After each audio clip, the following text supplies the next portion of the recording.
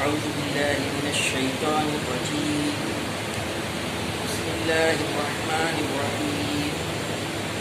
ولا تحسبن الله غافلا عما يعمل الظالمون إنما يؤخرهم ليوم تشخص فيه الأبصار مهطعين مقنعي رؤوسهم لا يرتد إليهم طرفهم وأفئدتهم هواء وأنزل الناس يوم يأتيهم العذاب فيقول الذين ظلموا ربنا أخرنا إلى أجل قريب نجب دعوتك ألم تقم الرسل أولم تكونوا أقسمتم من قبل ما لكم من زوال وسكنتم في مساكن الذين ظلموا أنفسهم وتبين لكم كيف فعلنا بهم وضربنا لكم الأمثال وقد مكروا مكرهم وعند الله مكرهم وإن كان مكرهم لتزول منه الجبال. صدق اللہ العظیم. یہ سورہ ابراہیم کے آخری اور ساتویں رکوع کی 5 آیات تلاوت کی گئی ہیں، 42 تا 46. ان آیات کریمہ کا ترجمہ اس طریقے سے ہے: اب یہ ظالم لوگ جو کچھ کر رہے ہیں، اللہ کو تم اس سے غافل نہ سمجھو. اللہ تو انہیں ٹال رہا ہے اس دن کے لیے جب حال یہ ہوگا کہ آنکھیں پھٹی کی پڑی رہ گئی ہیں، سر اٹھائے بھاگے چلے جا رہے ہیں، نظریں اوپر جمی ہیں اور دل اڑے جاتے ہیں. اے نبی صلی اللہ علیہ وسلم، اس دن سے تم انہیں ڈراؤ جبکہ عذاب انہیں آ لے گا. اس وقت یہ ظالم کہیں گے، اے ہمارے رب، ہمیں تھوڑی سی مہلت اور دے دیں، ہم تیری دعوت کو لبیک کہیں گے اور رسولوں کی پیروی کریں گے. مگر انہیں صاف جواب دے دیا جائے گا، یہ بریکٹ میں ہے، کیا تم وہی لوگ نہیں ہو جو اس سے پہلے قسمیں کھا کھا کر کہتے تھے کہ ہم پر تو کبھی زوال آنا ہی نہیں ہے، حالانکہ تم ان قوموں کی بستیوں میں رہ بس چکے تھے جنہوں نے اپنے اوپر آپ ظلم کیا تھا، اور دیکھ چکے تھے کہ ہم نے ان سے کیا سلوک کیا، اور ان کی مثالیں دے دے کر ہم تمہیں سمجھا بھی چکے تھے. انہوں نے اپنی ساری چالیں چل دیکھی، مگر ان کی ہر چال کا توڑ اللہ کے پاس تھا. اگرچہ ان کی چالیں ایسی غضب کی تھیں کہ پہاڑ ان سے ڈر جائیں. سورہ ابراہیم بہت ہی مارکت العراض صورت ہے. قرآن پاک کی تمام صورتیں ایسی ہیں، مکی صورت ہے.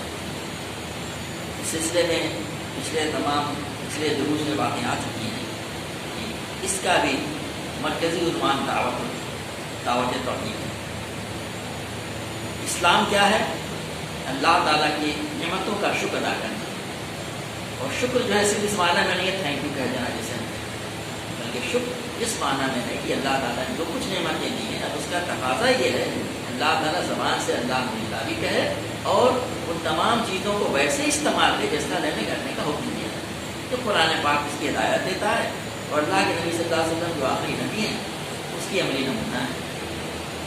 اور اس چیز کو نہ ماننا، اس بات کا اعتراف نہ کرنا کہ کوئی اللہ ہے، خالق مالک ہمارا ہے، وہی رب ہے، وہی حاکم ہے، اسی کی بندگی ہونی چاہیے، اس حقیقت کو نہ ماننا یہی کفر ہے. اسی کا نام جو ہے کفر ہے، اور یہ ناشکری ہے. تو اس کے پہلے آیتوں میں یہ بات بتائی جا چکی ہے کہ مسلمانوں سے کیا مطالبہ ہے اور تمام لوگوں سے دنیا کی کیا مطالبہ ہے. انسان کو کہتے جو خاتمہ کیا گیا ہے. یہاں پر بھی ایک آیت آ چکی ہے جس کی طرف ابھی ترجمے میں بات آپ کے سامنے ہے. اس کے پچھلے آیتوں میں جو پچھلے ہفتے گزر چکی ہے، ہمیں یہ دعا بتائی گئی تھی جس میں ربی جلی مقیم الصلاۃ بذریتی ربنا وتقبل دعاء ربنا اغفر لی ولوالدی وللمؤمنین یوم یقوم الحساب. بڑی مارکت العراض دعا حضرت ابراہیم علیہ السلام نے کی تھی، اور وہ دعا ہمیں سکھائی گئی. ہم لوگ سب تقریباً نمازوں میں اس کو پڑھا کرتے ہیں. کیا دعا ہے؟ ربی جلی مقیم الصلاۃ، اے ہمارے رب، اے میرے رب، ہمیں نمازوں کو قائم کرنے والا بنا دے. ہم دعا مانگتے ہیں نماز. ومن ذریتی، اور میرے ذریت بھی ایسی ہو جو بھی نمازوں کا قائم کرنے والا بنے. پھر ہم کہتے ہیں بنا تقبل دعا رب ہماری دعا کو قبول کرے. ہر بار ہم یہ دعا مانگتے ہیں. طریقہ دعا کے لیے اس کا جتن بھی کرتے ہوں کہ کرنا نہیں چاہیے. نمازوں کا قائم کرنے والا بنا دیں. نماز صرف پڑھنے والا نہیں، نمازوں کا پورا اہتمام، مسجدوں میں جماعت کا اہتمام، اور نماز کے تمام داخلی اور خارجی جو اس کے جو شرائط ہیں اس کو پورا کرنے والا، اور اپنی زندگی میں نماز کے اثرات نظر آتے.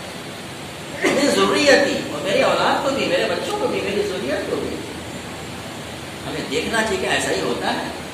ہم اپنے بچوں کے بارے میں بھی ایسے ہی فکر مند ہوتے ہیں کہ نماز کے وہ پابند ہے، نماز مسجدیں پڑھ رہے ہیں جماعت سے. حالانکہ معاملہ ہمارا بالکل برعکس ہے. کیریئر، کمپٹیشنز، کچھ کہنے کی ضرورت نہیں ہے. دعا ہم مانگتے ہیں نمازوں کا پابند اور نمازوں کے قائم کرنے والا ہماری ضروریت بھی ہو، یہ ہم سے مطالبہ ہے. اب آج کی آیت میں بتایا گیا تھا کہ جو لوگ اس کے برخلاف ہیں، جو ظالم ہیں.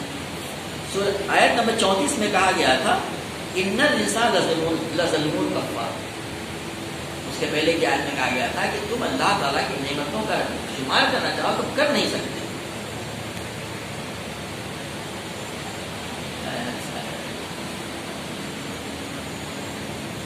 وَإِن وَآتَاكُم مِّن كُلِّ مَا سَأَلْتُمُوهُ وَإِن تَعُدُّوا نِعْمَتَ اللَّهِ تُحْصُوهَا. اللہ کو جو کچھ مانگا اللہ نے تم کو دیا. واقعہ یہ ہے کہ تم اللہ کی نعمتوں کا شکر ادا کرنا چاہو تو تم کر نہیں سکتے، تم اس کا شمار نہیں کر سکتے. ہونا کیا چاہیے تھا کہ تمام انسان دنیا کے بدل سے لے کے اب تک جو ہے اللہ تعالیٰ کے شکر گزار بنتے ہیں، مومن بنتے ہیں. لیکن ان الانسان لظلوم کفار، لیکن انسان بڑا ہی ناشکرا ہے، بہت زیادہ جو ہے وہ بے انصاف اور ناشکرا، انصاف سے کام نہیں لے رہا ہے. اب ایسے لوگوں کے بارے میں آج کی آیتوں میں کہا ہے ان کے ساتھ کیا معاملہ ہوگا.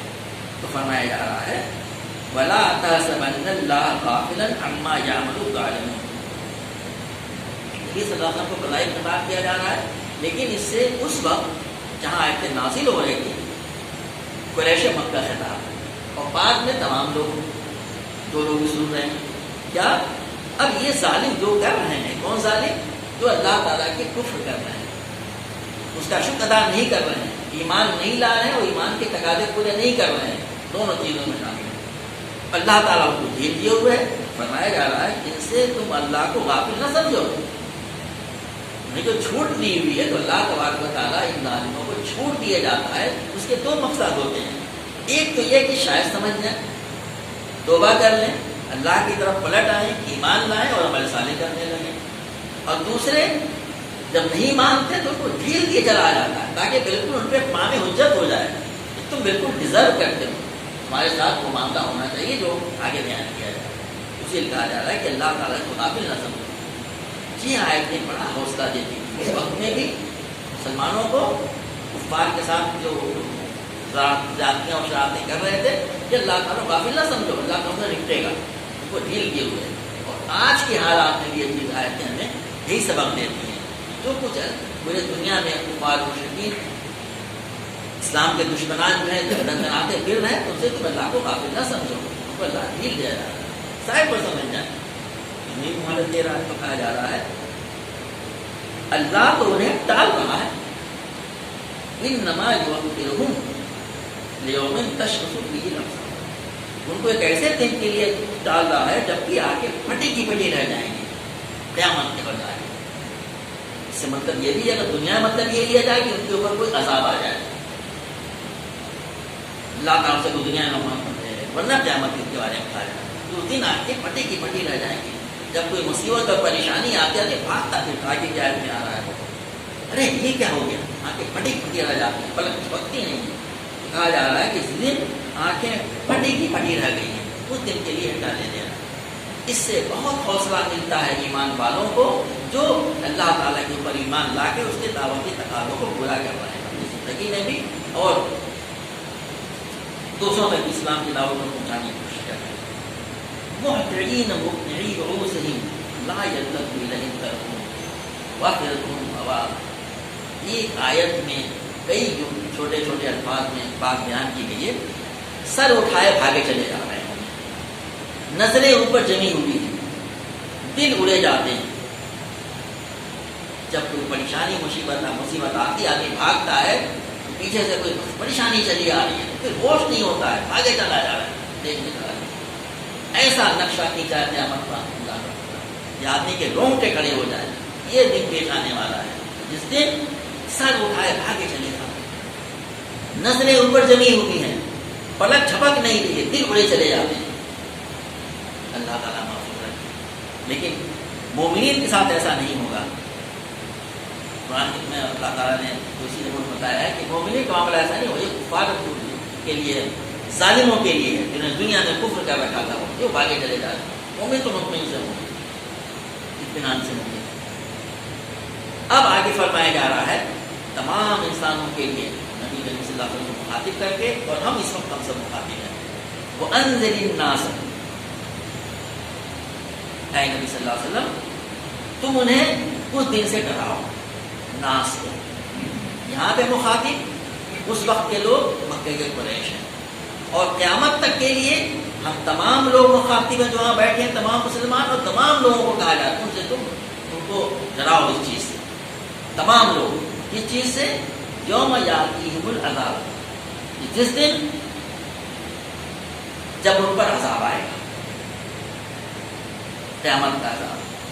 فیقول الذین ظلموا، پھر جن لوگوں نے ظلم کیا ہے، کون سے لوگ؟ یہ لوگ ہیں وہی ناشکرے کفار۔ اب یہاں سے کفار صرف اس معنی میں لینے کی کوئی ضرورت نہیں ہے کہ صرف وہی لوگ جنہوں نے اصطلاحاً کافر ہیں، بلکہ ہر وہ لوگ جو اپنے رویے سے ایسا محسوس ہو کہ اللہ پر ایمان نہیں ہے، آخرت پر ایمان نہیں ہے، ناشکری کر رہے ہیں، تمام اس میں شامل ہیں۔ اس لیے یہ نہیں سمجھنا چاہیے کہ کچھ اور لوگ مخاطب ہیں، ہم تمام لوگ مخاطب ہیں، ہمارا یہ تو نہیں ہو رہا۔ تو کہا جا رہا ہے کہ لوگوں کو آپ آگاہ کر دیجیے، ڈرائیے کہ جس دن اللہ تعالیٰ عذاب لے، اس وقت یہی ظالم کیا گیا، فَيَقُولُ الَّذِينَ ظَلَمُوا رَبَّنَا أَخِّرْنَا إِلَىٰ أَجَلٍ قَرِيبٍ، یہ دعوت کہیں گے اے رب تھوڑی سی مہلت ہمیں اور دے دیں۔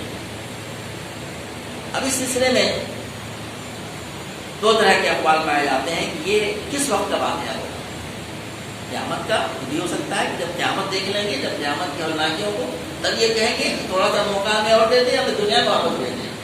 یا وہ ہوگا جب کوئی عذاب آ جائے، موت کا وقت آنے والا ہو، اب موت کی گھڑی آ چکی ہے، اب ابھی تک تو سمجھ میں نہیں آیا، اب لگ رہا ہے کہ ہاں کچھ ہے، اب کہہ رہے ہیں تھوڑی مہلت اور مل جائے، تھوڑی زندگی اور مل جائے۔ اسی طرف کہا جا رہا ہے کہ دونوں باتیں مراد ہو سکتی ہیں، دنیا میں بھی یہ جب کسی کا موت کا وقت آ جائے یا عذاب آ جائے ان کو، اور قیامت میں تو اس کا مطلب ہے یہ کیا ہے، نجیب دعوتک ونتبع الرسل۔ کفر کیا ہے، ناشکری کیا ہے، اللہ تعالیٰ کی باتوں کو انکار کر دینا، اس کی دعوتوں کو ایسے بھلا دینا ہے۔ ایسے انبیاء کرام صلی اللہ علیہ وسلم اور خاتم نبی کریم صلی اللہ علیہ وسلم ہمارے آخری نبی ہیں، ان کی اتباع عملاً گریز کرنا، یعنی ماننا بھی نہیں، کفار تو بالکل نہیں مان رہے ہیں، اور اگر ہم ایسا خدا نخواستہ کر رہے ہیں کہ مان کر کے بھی نہ مان رہے ہیں عملی طور سے، تو کہا جا رہا ہے کہ نجیب دعوت کا، ہم کیا کریں گے، ہم تیری دعوت پر لبیک کہیں گے۔ کیا نقشہ پیش کیا ہے، آج کوئی سن کے نہیں دے رہا ہے، ایسے آدمی بھاگا چلا جا رہا ہے، پیچھے کر کے کسی کو بات کہی جائے، تمام لوگ خاطر نہیں لگ رہا ہے، کچھ ایسے ہی بس نجیب دعوت کا، ہم تیری دعوت پہ لبیک کہیں گے۔ وَنَتَّبِعِ الرُّسُلَ، یا رسولوں کی جمع رسول ہے، شروع سے لے کے آخر تک تمام لوگ آ گئے، ہر انبیاء کے پہلو ایسے ہی کر رہے تھے، کچھ لوگ مانتے تھے کچھ نہیں مانتے تھے۔ تو اگر یہ کہا جائے کہ اپنے اپنے انبیاء کے بارے میں کہیں کہ اپنے نبیوں کے رسولوں کی پیروی اختیار کریں، نتبع اتباع، اطاعت اور اتباع میں تھوڑا سا فرق ہے۔ اطاعت کا معنی ہوتا ہے کہ آپ نے کچھ آرڈر دیا جو اس کو عمل کرے، اور اتباع کیا ہے، کیا پسند ہے وہ کرنے لگے، حکم کا انتظار نہیں۔ ہاں ہمارا معاملہ کیا ہے، حکم پہ بھی نہیں کر رہے ہیں، فلاں چیزیں کرو فلاں چیزیں نہ کرو۔ اور مومن کا رویہ کیا ہونا چاہیے، اتباع کا، نبی کریم صلی اللہ علیہ وسلم کو کیا پسند تھا اس کو کرنا، اس میں خوشی محسوس کرنا، اور جن چیزوں کو ناپسند آپ نے کیا ہے، منع بھی نہ کیا، اور لیکن آپ نے کیا نہیں ہے، ناپسند اسے رک جانا. قرآن پاک اس کی طرف اشارات کرتا ہے. نبی کے ساتھ کوئی عملی زندگی آ تو کہاں ہے وہی کہیں گے کہ ہم تیری دعوت پہ لبیک کہیں گے. آج سن نہیں رہے ہیں, ہم لبیک کہیں گے اور انبیاء کرام کی رسولوں کی پیروی اختیار کر لیں گے. قرآن پاک میں مختلف مقامات پہ یہ باتیں کہی گئی ہیں کہ جب قیامت میں یہ ہولناکی کو دیکھیں گے تو یہی کفار یہی ظالم کہیں گے. مثال کے طور پہ سورہ مومنین میں کہا گیا حتیٰ اذا جاء احدهم الموت قال رب ارجعون لعلی اعمل صالحا. یہاں تک کہ جب قیامت جو موت کا وقت آ جاتا ہے تو کہتے ہیں اللہ ہمیں تھوڑا سا واپس کر دیجیے, بس ہم عمل صالح کرنا شروع کر دیں گے. دنیا میں ایسا نہیں ہوتا ہے کہ کچھ شرارتی لوگ ہوتے ہیں, کچھ نہیں مانتے ہیں, لیکن جب اتنا پڑتا ہے بس ایک مرتبہ بہت اور اب اس کے بعد سے غلطی نہیں ہوگی. حالانکہ 10 مرتبہ کہہ چکے ہوں گے اسی طریقے سے وہاں پہ کہا کہیں گے وہاں پہ. تو پھر کہا جا رہا ہے اب اللہ تعالیٰ کا جواب کیا آ رہا ہے, اولم تکونوا اقسمتم من قبل ما لکم من زوال. کیا تم وہی لوگ نہیں ہو جو پہلے قسمیں کھا کھا کر کہتے تھے کہ ہم پر تو کبھی زوال آنا ہی نہیں ہے. اب یہاں پہ کہا ہے کہ کیا تم وہی لوگ نہیں ہو, اللہ تعالیٰ کا جواب آ رہا ہے جو قسمیں کھا کھا کر کہتے تھے. یہ قسمیں کھا کر کہنے کو علماء نے لکھا ہوا ہے کہ یہ زبان حال سے بھی ہو سکتا ہے, زبان قال سے بھی.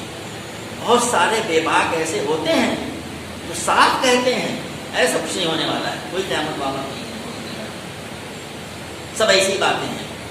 ایک زمانے میں لوگوں نے مذہب کو گڑھ لیا تھا. یہ تمام باتیں کہنے والے صرف کفار مشرکین نہیں ہیں, آپ کو مسلمان نام سے بھی لوگ مل جائیں گے یہاں اطراف میں, سب ایسے ہی ہے, ایسا کچھ نہیں ہونے والا ہے. اور کچھ لوگ زبان سے تو نہیں کہتے, زبان حال سے انکار نہیں کر رہے زبان سے, لیکن عملاً ایسا زندگی ان کی ہے کہ محسوس ہوتا ہے کہ کبھی قیامت آنی ہی نہیں ہے, کوئی حساب کتاب نہیں ہونا ہے. ایسا کیا ممکن ہے ایک آدمی آخرت کو مانتا ہو لیکن وہ تمام کام کرے, وہ مسجدوں میں نماز بھی پڑھے, وہ تمام طرح کی چیزیں بھی عبادت کرے, لیکن عملی دنیا اس کی ان رسوموں کو چھوڑ کر کے بس وہی ہو, کفار میں اور ہمارے میں کوئی فرق ہی نہ رہ جائے. تو وہ اپنے زمانے حال سے ایسا کہہ رہے ہیں. یہ سب ایسے ہی ہے, کبھی زوال نہیں آنے والا ہے, ایسی سب بنا رہے گا, قیامت والا کچھ نہیں ہونے والی. یہی کہا جا رہا ہے کچھ جواب دے دیا جائے گا. تو اسی طرح بار بار قرآن کی آیتیں جب سمجھ آتی ہیں ہمیں مطالعہ کرتے ہیں, ہم ابھی سے ہوشیار ہوں. ہر لمحے یہی قرآن کی آیتیں اکثر نمازوں میں پڑھی جاتی ہیں. اگر ہم مانے اس کا سمجھ لیں ان کو زبان میں آیا تو اللہ ایسا نہ ہو ہم ان میں شامل ہو یا اللہ سے ہم ان میں شامل ہو جانے بنا رہے ہیں. ہم ان لوگوں میں رہیں جو تیری دعوت پہ لبیک کرنے والے ہیں. ہم ان لوگوں میں شامل ہوں جو تیری رسولوں کی اتباع کرنے والے لوگ ہوں. ہماری ضروریت ان لوگوں میں شامل ہو. ہم یہ چاہیں گے بھی, اس کی دعا بھی کریں گے اور اس کے لیے عملی طریقہ بھی اختیار کریں گے. تو ہمارا معاملہ وہ نہیں ہوگا. کہ یہ آیتیں ہمیں بار بار اس طرح متوجہ کرتی ہیں. اب ان سے مزید کہا جا رہا ہے وَسَكَنْتُمْ فِي مَسَاكِنِ الَّذِينَ ظَلَمُوا أَنفُسَهُمْ وَتَبَيَّنَ لَكُمْ كَيْفَ فَعَلْنَا بِهِمْ وَضَرَبْنَا لَكُمُ الْأَمْثَالَ. اور حالانکہ تم ان قوموں کی بستیوں میں رہ بس چکے تھے جنہوں نے اپنے اوپر ظلم کیا تھا اور دیکھ چکے تھے کہ ہم نے اس کے ساتھ کیا سلوک کیا. ان کی مثالیں دے دے کر کے ہم تم کو سمجھا چکے تھے. قرآن پاک میں زیادہ تر بہت ساری صورتوں میں اللہ تعالیٰ نے پہلے کی قوموں کے بارے میں بتایا ہے کہ جنہوں نے اللہ تعالیٰ کی نافرمانی کی, انبیاء کرام کی رسولوں کی باتوں کو مان کے نہیں دیا, تو اللہ تعالیٰ نے دنیا میں ان کا حساب نہیں کرا. ان کے کنٹرات قوم عاد, قوم سمود, قوم صالح, قوم لوط, تمام کے تمام قرآن میں بار بار بیان کیا. فرعون اور عرب کے لوگ جو پہلے مخاطب یہاں پہ ہیں ان کو جگہ جگہ ان بستیوں سے گزرتے ہی رہتے تھے. اور کتنے لوگ میں آباد بھی ہو گئے تھے, کہا گیا تمہیں اس میں آباد بھی ہو گیا, آپ اس میں چلے جائیں, انہیں میں مسلمان آباد ہیں. ایک زمانے میں پڑھائنا بن کر یہ گئے تھے. تو کہا جائے کہ تم ان کی مثالیں ہم تم کو دے دے کے سمجھا بھی چکے ہیں کہ ان کے ساتھ ہم کیا کیا معاملہ کر چکے ہیں. تم ان بستیوں میں تم رہ بس چکے ہو, تو کیا تم کو بات سمجھ میں نہیں آتی تھی. اسی طرح اشارہ کیا جا رہا ہے. تو قرآن پاک میں جو آثار جو بیان کیے گئے ہیں, جو قوموں کے واقعات بیان کیے گئے ہیں, اسی لیے عبرت کے لیے بیان کیے گئے. یہاں پر بھی چیز کا اشارہ کیا جا رہا ہے کہ تم کو مثالیں دے دے کے ہم سمجھایا کرتے تھے, تو کیا تمہاری سمجھ میں بات نہیں آتی تھی. اگر تم اللہ تعالیٰ کی دعوت پہ لبیک نہیں کہو گے, اس کی نافرمانی کرو گے, انبیاء رسول کی باتوں کو نہیں مانو گے, اتباع نہیں کرو گے, تو دنیا میں یہ معاملہ ہونا, آخرت کا معاملہ تو اللہ تعالیٰ نے جیسا کہ اس زبردست اور ہولناک وہاں کا منظر ہوگا، ابھی منظر بھی ٹھیک نہیں پوچھا گیا تو اس سے پیش آنے والا ہے، اسی طرح یہاں اشارہ کیا جا رہا ہے۔ آخری آیت میں فرمایا گیا وَقَدْ مَكَرُوا مَكْرًا وَعِندَ اللَّهِ مَكْرُهُمْ۔ مکے کے قریش بھی نبی کریم صلی اللہ علیہ وسلم کی دعوت کو دبانے کے لیے، ختم کرنے کے لیے اس کی مخالفت میں طرح طرح کے ہتھکنڈے استعمال کیا کرتے ہیں۔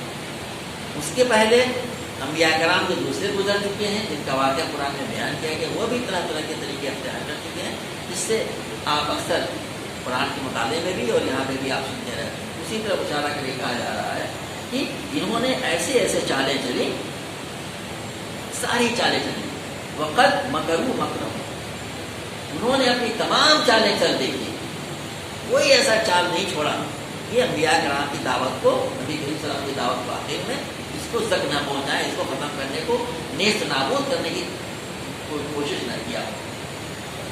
وَعِندَ اللَّهِ مَكْرُهُمْ، حالانکہ ہر چیز کا توڑ اللہ تعالیٰ کے پاس ہے، وہ چیز کامیاب ہوئی، آخر میں انہوں نے نبی کریم صلی اللہ علیہ وسلم کو قتل کرنے کی سازش کی۔ جس دن رات آپ ہجرت فرمانے والے تھے، آپ نے پڑھا ہوگا، سنتے ہوں گے، ایسی چال ہر قبیلے کا سردار تلوار سے کھڑا ہے کہ آپ کو قتل کر دے، اللہ تعالیٰ نے کیسے بچایا؟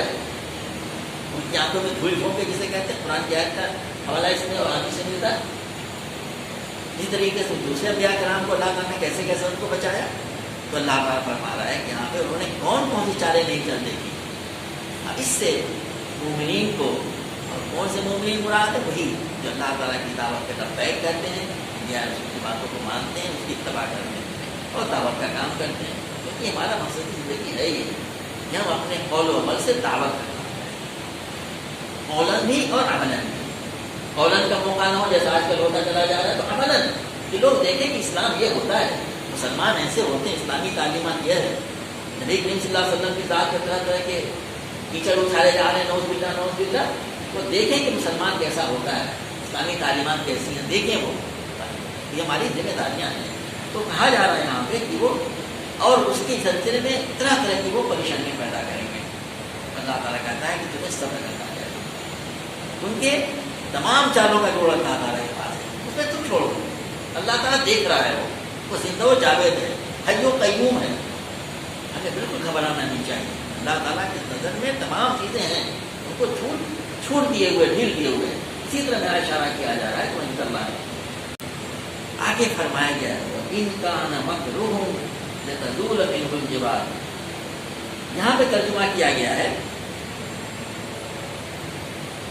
ان کی چالیں تو ایسی غضب کی تھی کہ پہاڑ ان سے ڈر جائے۔ ان کی چالوں کی شدت کو بیان کرنے کا ایک اسلوب بیان کیا گیا ہے، ایسی سی چالیں انہوں نے چلی کہ نبی کریم صلی اللہ علیہ وسلم کی دعوت کو دب کرنے کے لیے اللہ تعالیٰ نے اس سے اللہ تعالیٰ اپنے کرمی کو بھی بچا لیا۔ کوئی چیز کامیاب نہیں ہوئی، انبیاء کرام ہمیشہ کامیاب رہے، اور اللہ تعالیٰ کا وعدہ ہمیشہ کے لیے قرآن پاک میں ایک ترجمہ اس طرح سے بھی کیا گیا ہے کہ یہاں پہ جو ہے ان کو نافیہ کے معنی میں کیا، ان کا نا مکروہ لتزول منہ الجبال، اور نہ ہوگا ان کا تاؤ پھسل جائیں ان سے پہاڑ۔ اس کا مطلب یہ ہوا یعنی ان کی چال، انہوں نے جتنے طرح کے ہیلے اختیار کیے، انہوں نے جتنے طرح کے مکر اختیار کیے، وہ اس قابل نہیں تھے کہ وہ پہاڑ ڈل جائیں۔ یہاں سے پہاڑ سے مراد کیا گیا انبیاء کرام علیہ السلام کے عزم اور شریعت، اس کو ٹال سکتے ہیں وہ نہیں، اس سے ان کی عظیمت کی طرف اشارہ کیا گیا۔ بہت سے مفسرین نے یہ بات بھی کہی ہے کہ انبیاء کرام کا جو عزم ہوتا ہے کہ نہیں، اللہ تعالیٰ کا دعوت، اللہ تعالیٰ کی بات ہی غالب رہے گی، اس کو کوئی ٹال نہیں سکتا، اس کو کوئی پچھاڑ نہیں سکتا، اس کو کوئی زنگ نہیں دے سکتا۔ اس طرح اشارہ کیا گیا کہ ان کے مکر ایسے نہیں تھے کہ ان سے پہاڑ ڈل جائیں، یعنی انبیاء کرام کا جو مشن ہوتا ہے، ان کی جو شریعت ہوتی ہے، ان کے جو عزم ہوتے ہیں، وہ پہاڑ کی طرح ہوتے ہیں۔ جس طرح سے پہاڑ کو نہیں ڈالا جا سکتا، نہیں ڈالا جا سکتا، اس طرح سے ان کو بھی ڈالا نہیں جا سکتا۔ اس میں بھی ایک ہمارے لیے سبب ہے، ہمیشہ کے لیے سبب، ہمارا ایمان اس قسم کا ہونا چاہیے کہ کوئی چیز اسے ٹال نہ سکے، کوئی چیز ہمارے قدم کو ڈگمگا نہ سکے، چاہے کوئی کچھ نہیں چال چل رہے، ہمارے اس میں لفظش نہ آنے پائے۔ اس طرف بھی اشارہ کیا ہے، اور کچھ مفسرین اس معنی میں اس کو کیا ہے کہ ان کے نہ ان کی دعو ایسا نہیں ہوگی کہ اسے پہاڑ ڈل جائے. ایسا عزم ہمارا ہونا چاہیے. میرے عزیزوں، میرے بزرگوں، دوستوں، یہ ہے وہ قرآن پاک کی آیات جو ہمیں بتاتے ہیں کہ ہمیں مومن کے حصے سے کیا کرنا چاہیے. اللہ کی دعوت پہ لبیک، انبیاء کے رسول کی دعوت پہ لبیک، ان کی اتباع کرنا، اور ظلم، ناشکری، ناانصافی سے پرہیز کرنا. اس کی دعا بھی کرتے رہنا اور اس کی عملی تدابیر بھی کرنا. اپنی ذات سے شروع کرے، اپنی ضروریت اور تمام لوگوں تک. انسانوں کو یہاں بھی مخاطب کیا جاتا ہے کہ تمام لوگ جو دنیا میں سرپٹ بھاگے چلے جائیں جہنم کی، انہیں ہم بچائیں. ان کے کہیں ہمارے دلوں میں نفرت نہیں، بلکہ ان کے کہیں محبت کا جذبہ اس معنی میں ہونا چاہیے کہ وہ غلط کام کر رہے ہیں، وہ اللہ کی نافرمانی کرتے ہوئے اللہ تعالیٰ کے دین کو زد پہنچانے کی کوشش کرنے میں اپنے کو جہنم کا مستحق بنا رہے ہیں. اس سے ہماری ہمدردی اور ہمارے اندر میں جسے ہم کہتے ہیں کہ تو بعض نصیحت کا جذبہ ہمارے ذہن میں ہونا چاہیے. تو انشاءاللہ تعالیٰ ان کے دین بھی صحیح طرح ہوں گے اور وہ اللہ کے دین کی طرف مائل ہوں گے. اللہ تبارک و تعالیٰ ہمیں قرآن پاک کو پڑھنے، اس کو سمجھنے، اس پر عمل کرنے، اپنی ذات پر، اپنے گھر والوں پر، اپنے بچوں پہ، اپنے ماحول پر اس کو عمل کرنے اور تمام عالم تک اسے پہنچانے کی ضرورت ہے. ربنا لا تزغ قلوبنا بعد إذ هديتنا وهب لنا من لدنك اللهم إنا نسألك رضاك والجنة وإنا نعوذ بك من السخط والعصيان. اللهم حبب الإيمان وزينه في قلوبنا وكره الكفر والفسوق والعصيان. اللهم يا راحمين صلى الله تعالى